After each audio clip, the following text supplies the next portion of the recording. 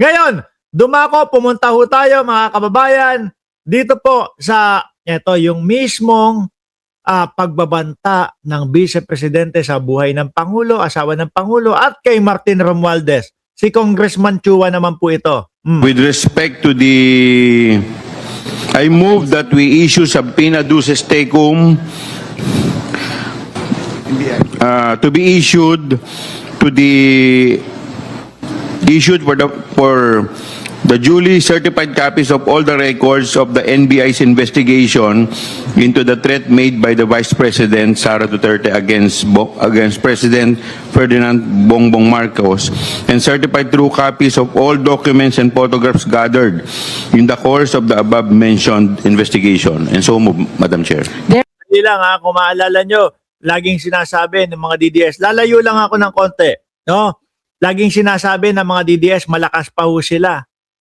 Madami pang sumusuporta sa kanila. Eto sinugod pa Itong si Joel Chua, sinugod pa ho mga kababayan yung kanyang distrito doon sa Maynila May nagawa ho ba? Yung pagpunta ng Vice Presidente para sirain si Joel Chua?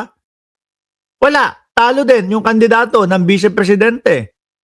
Di ba? Yung sa bayan ni Luistro, pinuntahan din ng Vice Presidente yon. Sinabi may utang daw ang mga Luistro sa kanila. Natinag ho ba yung distrito ni Luistro? Wala din. Di po ba? Wala na ang mga DDS. Konti na lang po ang mga nauuto. Di po ba? Eto. Nung pagkasabi pa lang siguro 1 linggo ang makalipas, inimbitahan po ang Vice Presidente ng NBI. Yun yung sinasabi ho natin mga bossing na walang kumbaga wala sila talagang depensa para doon sa pagbabanta sa buhay ng Pangulo, asawa ng Pangulo at sa pinsan ng Pangulo. Wala talaga. Kasi kung meron po, dati pa yan. Ay, gusto ko yung mga ganito, no? Boss, adik ka na. Gusto mo mga adik Malalaman din yan, boss. Pag nangyari yan, magtago ka na. Oy, papatayin ako ni Sara Duterte. Yan po ba ang gusto mong sabihin, Elias? Papapatay ako ng mga Duterte? Tama, di ba? Ganyan yung pagkakaintindi ko doon sa comment ni Elias no? Boss, adik ka na. Gusto mo mga adik malalaman. Adik si Luistro, adik si Joel Chua. No? Adik ba yung mga yan? Tapos magtago na ako. Bakit? Papapatay ako. Yan na naman kayo. Bloodbath. Gusto ko ng bloodbath sa impeachment. Tapos yun naman pala, hindi naman pala dadalo. Takot pala. Tapos eto, magtago. Baka masayang lang ang panahon ko kapag nagtago ako, wala naman din mangyayari. Di ba? There's a motion to issue. Ako, Elias, hindi ako nagbabanta sa buhay ng ibang tao. No? Hindi ako nagsasabi ng papatayin ko si ganito, papatayin ko si ganyan, papapatay ko si ganito. Hindi ako nagsasabi ng ganon. Yung mga nagsasabi ng ganon, yun pa ang pwede nating isipin na may tama sa ulo Biruin mo Biruin nyo ho mga kababayan. Live. Sasabihin mo, pag may nangyari sa akin, may kinausap na akong tao. Patayin si Bongbong Marcos, si Lisa Araneta Marcos, at si Presidente pa at knowing na Vice President siya na alam mong may kakayahan na gawin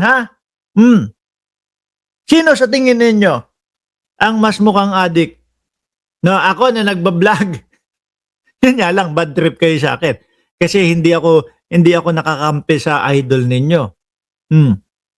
Ako na nagbablog, eto, iniisa-isa natin, binibigyan natin ng opinion ang bawat pinag-uusapan doon. Or yung mga nagsasabi, papapatay kita, o ganun. Pag may nangyari sa akin, may kinausap na akong tao, live. No, nakaharap sa mga mamamayang Pilipino. Di ba yun yung parang adik? Hindi ko sinasabi. na gumagamit ng droga o ng ano ang vice-presidente. Pero parang yun, ganun yung mas galawang adik eh. Di ho ba? Oh, issue a subpoena to the National Bureau of Investigation with respect to the records of investigation of threats made by the Vice President to the President, to First Lady. Hindi lang ikaw adik, boss. Sarado pa utak mo. Di nyo kaya taga Mindanao. Ano, basketball? Hindi, oy, wag nyo nila lahat yung mga taga Mindanao. Madami akong nakikita dito sa comment section taga Mindanao. Hindi pro Duterte. Ano po?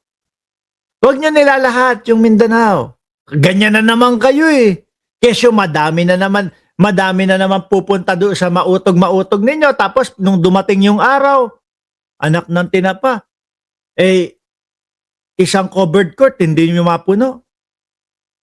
Diba, yan yung sinasabi ko sa inyo, na wala na, mahina na kayo. Diba? Mahina na. Wala nang naniniwala.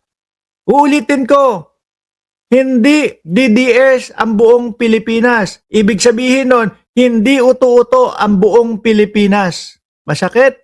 Oo, pasensya na. Pero yun ang katotohanan sa inyo. Mga uto-uto kayo. Madali kayong mga mapaniwala.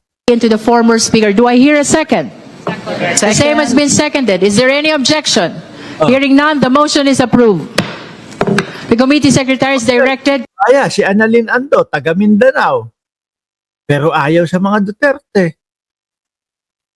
Di ba? Doon laman nang gagaling. Totoo to, sinasabi ni Joel Q ng Ceresa Force. Nung ilang araw lang ho, nung ilang araw lang mga kababayan, 7 milyon nasabat doon sa Davao. Di ba? Na S. Alam nyo na, ibig ko sabihin na S. Bawal sabihin dito kay YouTube. Di ba, mga bossing? Pero eto nga, Jerby, pagsamahin nyo, Visayas, Mindanao, mas marami kaming taga Luzon. Sabi ni Jerby. Hindi, pero Visayas, Mindanao. Kumbaga siguro, masasabi ko, majority Davao. Sige, Davao. Pero Luzon, Visayas, Mindanao, marami dyan ang ayaw din sa mga DDS. Yung iba nga, DDS na mismo eh. Itinatanggi pa nila na DDS sila. Eto, yung hindi pag-attend ng vice-presidente doon sa hearing. A confirmation from the committee secretariat that indeed respondent Sara Duterte and her counsels were duly notified of today's proceedings. Second, if so, is there any communication or anything, a pleading, a communication filed or submitted to the committee secretariat saying categorically that they are not appearing in today's hearing or in today's proceedings? And another question is there also any communication or any submission made from their camp explaining the absence of Respondent Sara Duterte?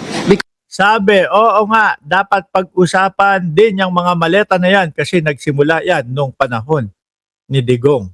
Sabi ni Rodel Pillen.